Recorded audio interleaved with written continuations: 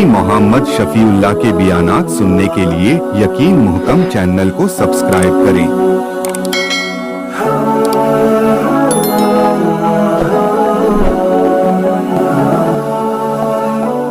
आज से 1400 साल कबल ज़ुल्क़ादा का महीना आया था और ज़ुल्क़ादा के महीने में रसूलुल्लाह सल्लल्लाहु अलैहि वसल्लम का निकाह हज़रत ज़ैनब बिन्त जहश रज़ी अल्लाह ताला अन्हा से हुआ। और निकाह ज़मीन पर नहीं, इंसानों ने नहीं बल्कि खुदा ने अर्श पर किया। तो उस हवाले से चूँकि ज़ुल्क़ादा का महीना शुरू हो चुका है, उस हवाले से हज़रत ज़ैनब बिन्त जहश रज़ी अल्लाह ताला अन्हा की खुसूसियात और रसूलुल्लाह सल्लल्लाहु अलैहि वसल्लम के साथ उनकी रिश्तेदारी और रसूलुल्लाह सल्लल्लाहु अलैहि वसल्लम के साथ निकाह कैसे हुआ, ये चंद मारूज़ात मुख्तसरन अर्ज़ करके आपसे इजाज़त चाहूँगा। रसूलुल्लाह सल्लल्लाहु अलैहि वसल्लम का सबसे जो पहला निकाह था वो हज़रत खदीजतुल कुबरा रज़ी अल्लाह ताला अन्हा से हुआ। उस वक्त रसूलुल्लाह सल्लल्लाहु अलैहि वसल्लम की उम्र मुबारक 25 साल और हज़रत खदीजा रज़ी अल्लाह ताला अन्हा की उम्र मुबारक 40 साल थी। रसूलुल्लाह सल्लल्लाहु अलैहि वसल्लम का जो हज़रत ज़ैनब बिन्त जहश से निकाह हुआ, ये हज़रत खदीजा के विसाल के बाद हुआ। हज़रत ज़ैनब बिन्त जहश रज़ी अल्लाह ताला अन्हा नबी पाक सल्लल्लाहु अलैहि वसल्लम की सगी फूफीज़ाद बहन थी, आपकी फूफी की बेटी थी। हज़रत उमैमा बिन्त अब्दुल मुत्तलिब, हज़रत अब्दुल मुत्तलिब की बेटी थी, नबी पाक सल्लल्लाहु अलैहि वसल्लम की फूफी थी। इनका असल नाम जो वालिदैन ने रखा बर्रा था। बर्रा का एक माना होता है नेकी और एक माना होता है बकरी या भेड़ का छोटा सा बच्चा।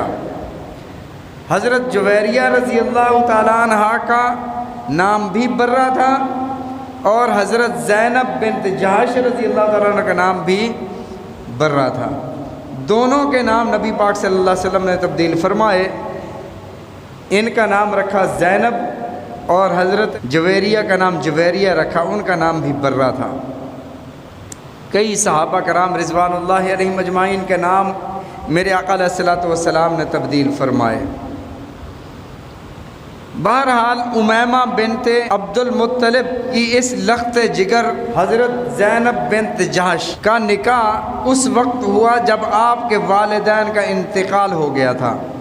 आप अपने भाई के साथ रहती थी। भाई कौन से थे? हज़रत अब्दुल्ला बिन जहश रज़ी अल्लाह ताला अन्हु।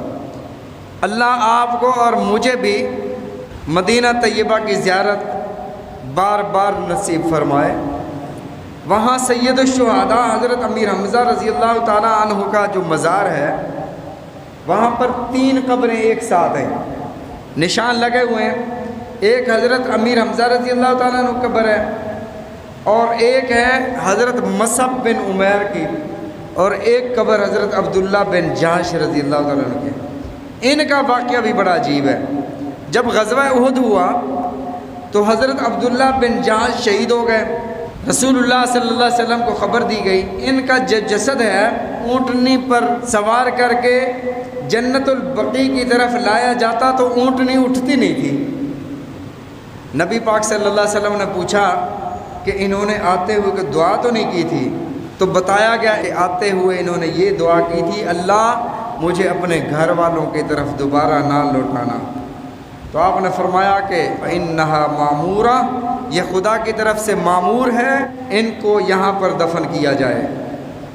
और शहादत से पहले हज़रत साद बिन अबी वक़ास रज़ी अल्लाह ताला अन्हु फरमाते हैं, अब्दुल्ला बिन जहश मेरे पास आए, कहते हैं नबी पाक सल्लल्लाहु अलैहि वसल्लम ने इरशाद फरमाया है कि अगर एक दुआ करे दूसरा आमीन कहे तो अल्लाह उस दुआ को रद्द नहीं फरमाते। तो मैं दुआ करता हूँ, आप आमीन कहें, आप दुआ करें, मैं आमीन कहूँगा। तो हज़रत साद बिन अबी वक़ास फरमाते हैं कि मैंने दुआ शुरू की। मैंने कहा अल्लाह आज احد کا میدان سجے، کافر اور ہم ایک دوسرے کے مد مقابل آئیں، میرے مقابلے میں جو کافر آئے وہ بھی لڑنے والا ہوں، میں بھی لڑنے والا ہوں، میں تیری راہ میں تیرے کلمے کی سر بلندی کے لیے اس قدر لڑوں، تیرے کلمے کی بلندی کے لیے لڑتے ہوئے غالب آ جاؤں اور کافر کو مغلوب کر دوں، میں اس کو قتل کر دوں، اللہ مجھے غازی بنا دے۔ اس دعا پر حضرت عبداللہ بن جحش نے آمین کہی۔ فرمایا کہ جب ان کی باری آئی، انہوں نے دعا کی، دعا بڑی عجیب تھی، انہوں نے اللہ کی بارگاہ میں دعا کی، اللہ میدان احد سجے گا، تیرے محبوب صلی اللہ علیہ وسلم کی حفاظت کے لیے، اعلاء کلمت اللہ کے لیے ہم میدان میں اتریں گے، میرے ساتھ میرے سامنے جو مد مقابل کافر آئے میں اس کے ساتھ لڑوں، وہ میرے ساتھ لڑے، اس کی تلوار مجھ پر اٹھے، میں اس کو تلوار ماروں، اور لڑتے لڑتے وہ مجھ پر غالب آ جائے، اور تیرے دین کی سربلندی کرتے ہوئے میں شہادت کا رتبہ پا جاؤں، اور پھر میرا خون میں لت پت جسم قبر کے سپرد کر دیا جائے، قیامت کے دن جب میں تیری بارگاہ میں حاضر کیا جاؤں، اللہ تو مجھ سے پوچھے عبداللہ تجھے کیوں ذبح کیا گیا، تیرے اعضاء کیوں کاٹے گئے، تیرے ساتھ کیوں ایسا ہوا، میں عرض کروں اللہ تیرے حبیب صلی اللہ علیہ وسلم کی حفاظت کرتے ہوئے تیرے دین کی سربلندی میں میرے ساتھ یہ رویہ اپنایا گیا، میرے جسم کو کاٹا گیا، میری زندگی کو تمام کیا گیا، تو اللہ تو اس وقت کہے قد صدقت یا عبداللہ، عبداللہ تو سچ کہتا ہے، اللہ جب تو نے میری اس بات کی تصدیق کرنی ہے میرے ہر بال کے روح سے خوشی کی ایک لہر اٹھے گی۔ حضرت سعد فرماتے ہیں کہ ان کی اس دعا پر میں نے آمین کہی۔ حضرت سعد بن ابی وقاص فرماتے ہیں کہ حضرت عبداللہ بن جحش کی دعا میری دعا سے کہیں زیادہ بہتر تھی۔ حضرت عبداللہ بن جحش شہید ہو گئے اور ان کی قبر بھی وہاں پر ہے، حضرت سید الشہداء حضرت امیر حمزہ کے ساتھ۔ نبی پاک صلی اللہ علیہ وسلم کے ایک غلام تھے حضرت زید بن حارثہ۔ حضرت زید بن حارثہ کی کہانی اور ان کا واقعہ یہ ہے کہ حضرت زید بن حارثہ ایک قبیلے سے والدہ ننہال لے کر جا رہی تھی، راستے میں ڈاکوؤں نے لوٹ مار کی اور اس بچے کو اغوا کر کے لے گئے، چھوٹی سی عمر تھی، اور عکاظ کا ایک میلہ اور بازار لگتا تھا مکہ مکرمہ میں، وہاں جا کر انہوں نے حضرت زید بن حارثہ کو بیچ دیا۔ اور لینے والے کون تھے؟ حضرت خدیجہ رضی اللہ تعالی عنہا کے ایک بھتیجے حضرت حکیم بن حزام 400 درہم میں اس بچے کو خرید لیا۔ نبی پاک صلی اللہ علیہ وسلم نے اعلان نبوت فرمایا تو حضرت خدیجہ اسلام لے آئیں، اور حکیم بن حزام نے یہ غلام حضرت خدیجہ کو دے دیا۔ حضرت خدیجہ کا نکاح نبی پاک صلی اللہ علیہ وسلم سے ہوا، آپ پر ایمان لائیں تو حضرت زید بن حارثہ، وہ ہم سنتے ہیں نا کہ غلاموں میں سب سے پہلے ایمان لانے والے حضرت زید بن حارثہ، یہ غلام تھے زید بن حارثہ، غلاموں میں نبی پاک صلی اللہ علیہ وسلم پر سب سے پہلے ایمان لانے والے یہ تھے۔ رسول اللہ صلی اللہ علیہ وسلم پر ایمان لا چکے لیکن غلام ہی رہے۔ قبیلہ بنو کلب کے کچھ لوگ عمرہ کرنے آئے، انہوں نے دیکھا کہ یار یہ زید بن حارثہ یہ تو فلاں قبیلے کے فلاں شخص کا بیٹا ہے، تو انہوں نے جا کر آپ کے والدین کو بتایا کہ آپ کا بیٹا مکہ میں فلاں گھر میں فلاں قریشی اور ہاشمی کے گھر میں غلام ہے، غلامی کی زندگی بسر کر رہا ہے۔ تو انہوں نے سوچا کہ ٹھیک ہے ہم جاتے ہیں۔ والد اور چچا لینے کے لیے آئے، زید سے ملاقات ہو گئی، نبی پاک صلی اللہ علیہ وسلم سے ملے تو رسول رحمت صلی اللہ علیہ وسلم نے ارشاد فرمایا کہ میری طرف سے زید آزاد ہے، اگر وہ خود جانا چاہے تو آپ اسے لے جا سکتے ہو۔ رسول اللہ صلی اللہ علیہ وسلم نے جب یہ اختیار دیا تو چچا اور والد خوش ہو گئے کہ آپ نے اختیار دے دیا تو ظاہر ہے زید ہمارے ساتھ جائیں گے۔ زید سے جب پوچھا گیا تو زید کہتے ہیں کہ میں اپنے محمد کریم صلی اللہ علیہ وسلم کو، اپنے آقا کو چھوڑ کر کہیں جانے والا نہیں ہوں، میں یہاں سے نہیں جاؤں گا۔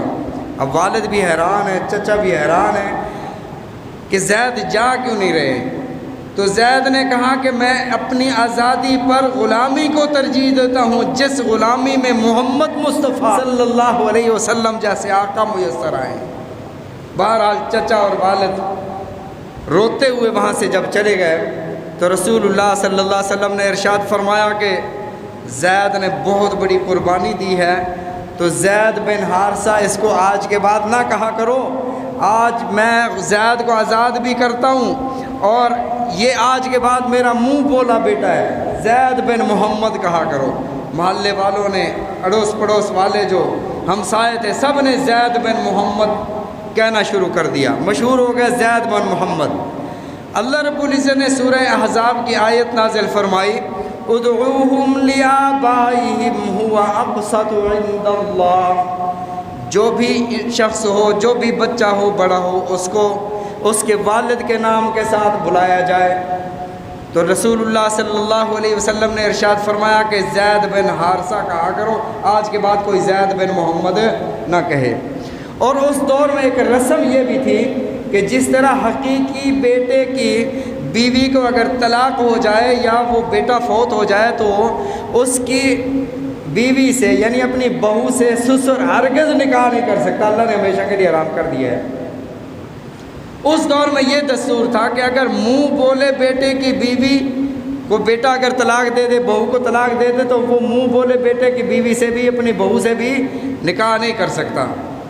نبی پاک صلی اللہ علیہ وسلم نے حضرت زید رضی اللہ تعالیٰ عنہ کا نکاح فرمایا حضرت زینب رضی اللہ تعالیٰ سے۔ زینب رضی اللہ تعالیٰ عنہ، جیسا کہ میں نے عرض کیا کہ آپ کی پھوپھی ذات تھیں، عبداللہ بن جہش سے آپ نے بات کی کہ میں یہ چاہتا ہوں کہ آپ کی بہن کا نکاح زید سے ہو جائے۔ حضرت عبداللہ بن جہش نے عرض کیا، یا رسول اللہ، ہمارا خاندان بڑا اعلیٰ خاندان ہے، بنی ہاشم سے ہیں ہم، بنی قریش ہے، ہم اعلیٰ حسب نسب والے ہیں، اور یہ غلام ہے، بچہ غلامیت میں زندگی بسر کر کے، بے شک ابھی آپ نے آزاد کر دیا ہے، تو یہ کفوف نہیں ہے، یہ ہمسری نہیں ہے، یہ برابری نہیں ہے اس رشتے میں، تو ہم نہیں چاہتے کہ ہم یہ رشتہ کریں۔ اللہ نے آیت نازل فرمائی، وَمَا كَانَ لِمُؤْمِنٍ وَلَا مُؤْمِنَةٍ، حضرت زینب کا بھی خیال نہیں تھا کہ یہاں رشتہ ہو۔ فرمایا وَمَا كَانَ لِمُؤْمِنٍ وَلَا مُؤْمِنَةٍ إِذَا قَضَى اللَّهُ وَرَسُولُهُ أَمْرًا أَن يَكُونَ لَهُمُ الْخِيَرَةُ مِنْ أَمْرِهِمْ، اللہ نے فرمایا کسی مومن کے لیے، کسی مومنہ کے لیے جائز نہیں ہے کہ اللہ اور اس کے رسول کوئی فیصلہ فرما دیں پھر ان کا اختیار باقی رہے، پھر اختیار نہیں ہے۔ اللہ نے فیصلہ فرما دیا، اللہ کے رسول نے جب کہہ دیا کہ نکاح ہونا ہے، پھر تمہیں کوئی اختیار نہیں ہے۔ جب آیت نازل ہوئی، دونوں مومن تھے، دونوں کلمہ گو تھے، دونوں رسول اللہ صلی اللہ علیہ وسلم کے امتی تھے، دونوں نے کہا کہ آمنا و صدقنا، ہم ایمان لائے ہیں تو آپ کے فیصلے کو بھی ہم تسلیم کرتے ہیں۔ نکاح ہو گیا، حضرت زید سے نکاح ہوا، پھر بن نہ آئی۔ دل کس کے ہاتھ میں؟ خدا کے ہاتھ میں۔ رسول اللہ صلی اللہ علیہ وسلم نے ارشاد فرمایا، بنی آدم کے جو قلوب ہیں، جو دل ہیں، اللہ کی دو انگلیوں کے درمیان میں، اللہ یوں کریں تو دل یوں پلٹ جاتے ہیں، ایسے کریں تو دل یوں پلٹ جاتا ہے، خدا کے ہاتھ میں ہے۔ آپس میں بنی نہیں، اور حضرت زید رضی اللہ تعالیٰ عنہ نبی پاک صلی اللہ علیہ وسلم کی خدمت میں حاضر ہوئے، عرض کیا، یا رسول اللہ میں طلاق دینا چاہتا ہوں، زندگی گزارنا، نباہ کرنا بڑا مشکل ہو گیا ہے۔ اس بات کو اللہ نے فرمایا، وَإِذْ تَقُولُ لِلَّذِي أَنْعَمَ اللَّهُ عَلَيْهِ وَأَنْعَمْتَ عَلَيْهِ أَمْسِكْ عَلَيْكَ زَوْجَكَ وَاتَّقِ اللَّهَ، نبی پاک صلی اللہ علیہ وسلم نے ارشاد فرمایا۔ اب اللہ نے کیا فرمایا؟ اے میرے محبوب، جن پر اللہ نے انعام فرمایا تھا، زید پر اللہ نے ان پر انعام فرمایا تھا، آپ نے بھی ان پر انعام فرمایا، آپ نے بھی ان پر نعمتیں کی۔ وہ کون سی نعمتیں تھیں؟ نبی پاک صلی اللہ علیہ وسلم نے انہیں پالا، انہیں آزاد فرمایا، ان کی شادی اپنی پھوپھی ذات سے اعلیٰ خاندان میں کی، یہ بہت بڑا انعام تھا۔ انعمت علیہ، لیکن نبی پاک صلی اللہ علیہ وسلم ساتھ منع فرما رہے تھے، امسک علیک زوجک، رک جاؤ، ابھی اپنی زوجہ کو طلاق نہ دو، رک جاؤ، واتق اللہ، اللہ سے ڈرتے رہو۔ لیکن ساتھ نبی پاک صلی اللہ علیہ وسلم کے دل میں بھی تھا کہ اگر خدا نخواستہ زید نے طلاق دے دی تو چونکہ نکاح میں نے کروایا ہے، پھر اس سے میں خود نکاح کر لوں گا، لیکن آپ کے دل میں ایک یہ خوف تھا کہ یار لوگ کیا کہیں گے، لوگ کہیں گے کہ اپنی بہو سے نکاح کر لیا ہے، اور اس کو تو وہ ناجائز سمجھتے، سارے معاشرے میں یہ بات معیوب سمجھی جاتی تھی کہ کوئی اپنی بے شک منہ بولا بیٹا اس کی بیوی سے نکاح کرے، جب وہ طلاق دے دے. تو نبی پاک صلی اللہ علیہ وسلم کے دل میں یہ تھا. اللہ نے فرمایا واللہ احق ان تخشا، اے میرے محبوب صلی اللہ علیہ وسلم ان کی باتوں کا دل میں نہ لائیں کہ لوگ کیا کہیں گے. اللہ اس بات کا زیادہ حقدار ہے کہ اللہ سے ڈرا جائے. بہرحال حضرت زید نے طلاق دے دی. جب طلاق ہو گئی فلما قضا منها زید منها وطرا زوجناکها، اللہ نے فرمایا کہ زید نے جب طلاق دے دی اور ان سے وہ فارغ ہو گئیں تو فرمایا زوجناکها، ہم نے زینب کا نکاح عرش پر محمد صلی اللہ علیہ وسلم کے ساتھ کر دیا. حضرت عائشہ صدیقہ رضی اللہ تعالی عنہ اور باقی ازواج جب ایک ساتھ بیٹھتی تھی نا تو ہر بندہ اپنا فخر کرتا تھا. جیسے حضرت جویریہ رضی اللہ تعالی، جب کوئی بات ہوتی تو آپ فرمایا کرتی تھیں میرا تعلق 2 انبیاء سے ہے، یعنی حضرت ہارون اور حضرت موسیٰ علیہ السلام بھی میرے چچا اور میرے جد امجد ہیں، اور میں نبی پاک صلی اللہ علیہ وسلم کی بیوی بھی ہوں. حضرت عائشہ رضی اللہ تعالیٰ نے بھی اپنا فخر بتاتی تھیں. تو حضرت زینب بنت جہش رضی اللہ تعالیٰ عنہ یہی بتاتی تھیں کہ میں وہ واحد بیوی ہوں جس کا نکاح اللہ نے آسمانوں پر کیا ہے، جن کا نکاح نبی پاک صلی اللہ علیہ وسلم کے ساتھ عرش پر ہوا ہے. زوجناکہا. ایک اور بات سمجھیں، نبی پاک صلی اللہ علیہ وسلم کے صحابہ میں 1,24,000 صحابہ میں صرف ایک صحابی ہیں جن کا نام اللہ نے قرآن مجید میں ارشاد فرمایا. فلما قضا زید منہا، زید کا نام، حضرت زید رضی اللہ تعالیٰ عنہ کا نام اللہ نے قرآن میں خود لیا ہے، باقی کسی صحابی کا نام قرآن میں موجود نہیں ہے. بہرحال رسول اللہ صلی اللہ علیہ وسلم نے نکاح فرمایا حضرت زینب بنت جہش رضی اللہ تعالیٰ عنہ سے. جس دن شادی تھی، شادی والے دن مسئلہ یہ ہوا جتنے بھی آپ نے نکاح فرمائے سب سے بہترین ولیمہ آپ نے حضرت زینب رضی اللہ تعالیٰ عنہ کے نکاح پر فرمایا. آپ نے نکاح کا پیغام بھیجا تو حضرت زینب نے عرض کیا کہ سب سے پہلے میں اللہ سے مشورہ کروں گی، استخارہ کروں گی، پھر میں نکاح کروں گی. اللہ نے آیت نازل فرمائی کہ نکاح ہم نے کر دیا ہے، یہاں لوگوں کو گواہوں کو بلانے کی ضرورت نہیں. نبی پاک صلی اللہ علیہ وسلم تشریف لے گئے. آپ نے اگلے دن ولیمہ فرمایا. ولیمے میں آپ نے بکری کا گوشت اور روٹی کے ساتھ آپ نے ولیمہ فرمایا. چھوٹا سا کمرہ تھا، 10 لوگ آتے تھے، وہاں کھانا کھاتے اور چلے جاتے. 3 صحابہ ایسے تھے جو نبی پاک صلی اللہ علیہ وسلم کے ساتھ بڑے بے تکلف تھے، وہ ادھر بیٹھ گئے باتیں کرنے. پہلے آ گئے اور باتیں کرنے بیٹھ گئے. اب یہ باتیں کر رہے ہیں، 7 خواتین کھانا بنا رہی ہیں. پردے کے احکامات ابھی نازل نہیں ہوئے ہیں. جب لوگوں نے کھانا کھا لیا باقی سارے چلے گئے، یہ 3 آپس میں بیٹھ کر باتیں کر رہے تھے. رسول اللہ صلی اللہ علیہ وسلم کو دل میں تکلیف ہوئی، ناگوار ہو کہ یار کھانا کھا لیا اب یہ اٹھ جائیں، لیکن گھر میں آئے ہوئے ہیں، آپ کہہ نہیں رہے کہ آپ نہیں فرماتے کہ آپ بھی چلے جاؤ. وہ باتیں کر رہے ہیں. رسول اللہ صلی اللہ علیہ وسلم اٹھ کر باہر تشریف لے گیا کہ جب میں باہر جاؤں گا تو یہ خود اٹھ کر چلے جائیں گے، لیکن پھر بھی وہ نہ گئے. حضرت انس کو بھیجا. انس چھوٹے سے تھے، آپ کے خدمتگار تھے. آپ نے فرمایا کہ دیکھ کے آؤ وہ بھی اٹھ کر گئے ہیں یا بیٹھے ہیں. حضرت انس نے بتایا یا رسول اللہ بیٹھے ہیں ابھی تک. رسول اللہ صلی اللہ علیہ وسلم نے تھوڑی دیر کے بعد پھر بھیجا. انس دیکھ کے آؤ ابھی تک بیٹھے ہیں یا چلے گئے ہیں؟ یا رسول اللہ بیٹھے ہیں. تیسری بار آپ نے بھیجا، یا رسول اللہ بیٹھے ہیں. ان میں سے پھر ایک صاحب چلے گئے، 2 پھر بھی بیٹھے رہے. اتنے میں رسول اللہ صلی اللہ علیہ وسلم پر یہ آیات نازل ہوئیں، یا ایھا الذین آمنوا لا تدخلوا بیوت النبی الا ان یؤذن لکم الی طعام غیر ناظرین اناہ. فرمایا کہ اے مومنو، تم رسول اللہ صلی اللہ علیہ وسلم کے گھر میں بغیر اجازت داخل نہیں ہونا، اور جب داخل ہو جاؤ کھانا بن رہا ہو، اناہ کا معنی کھانا جب بن رہا ہو، کھانا پک رہا ہو، کھانا پکنے کے دوران بھی یہ دیکھتے نہیں رہنا کہ کیا کیسے چمچ لا رہے ہیں، کیسے روٹیاں بنا رہے ہیں، انتظار میں نہیں جانا.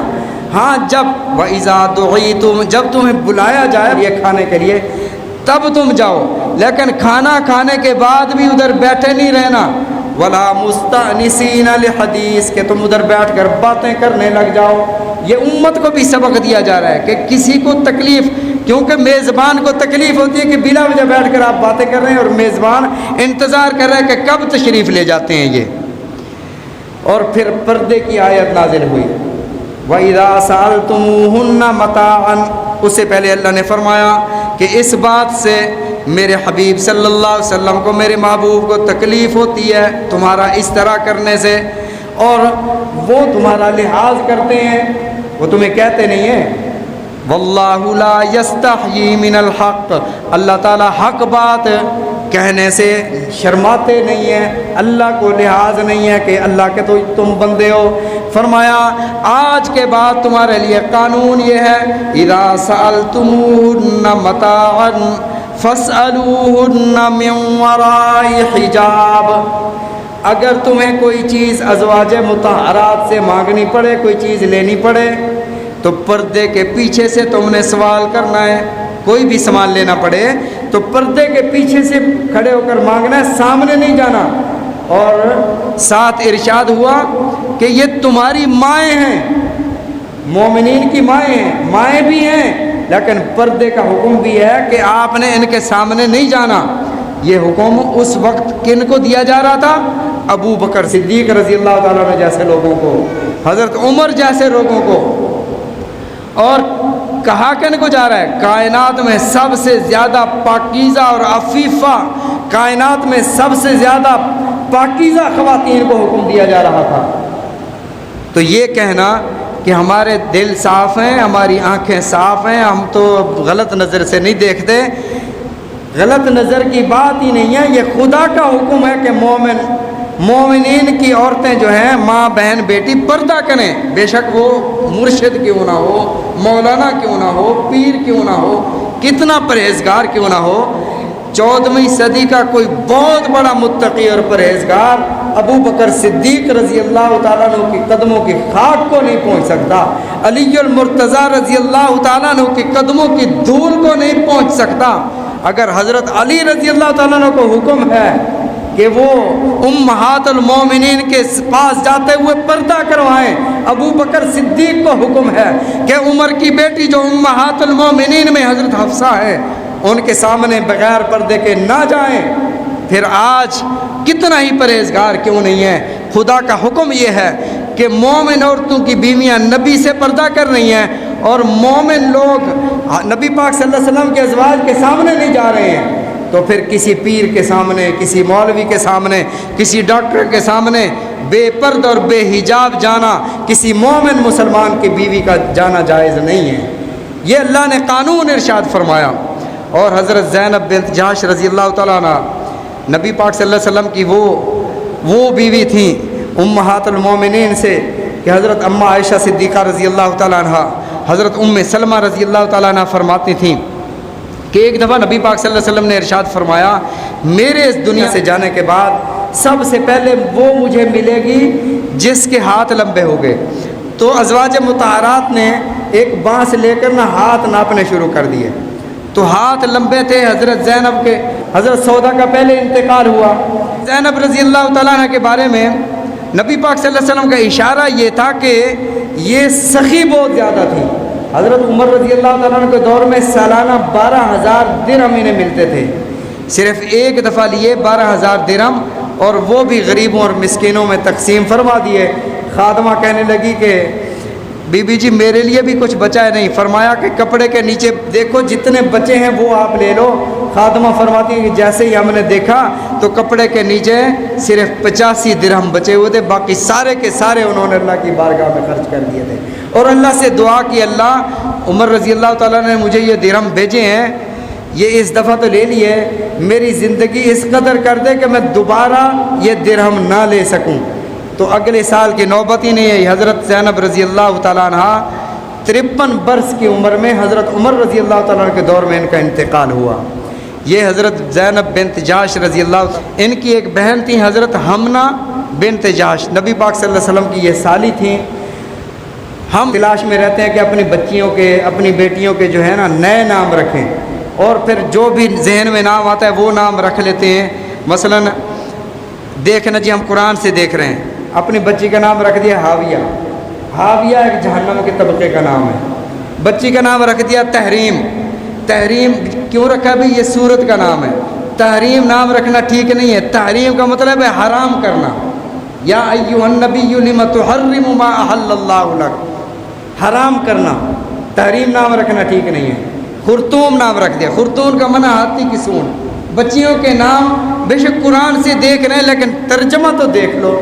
سب سے بہتر یہ ہے کہ ازواج مطہرات نبی پاک صلی اللہ علیہ وسلم کے جو ازواج ہیں ان کے نام رکھے جائیں، یا آپ کی جو بیٹی ہے، بیٹیاں ہیں 4 آپ کی بیٹیاں تھیں، ان کے نام رکھے جائیں. صحابیات کے نام رکھے جائیں. کہ ہم سوچتے ہیں کہ سب سے انوکھا نام ہو، جو سب سے نیا نام ہو. ہم نے اپنی بچی کا نیا نام رکھا ہے، نئے نام کے چکر میں غلط نام رکھ دیتے.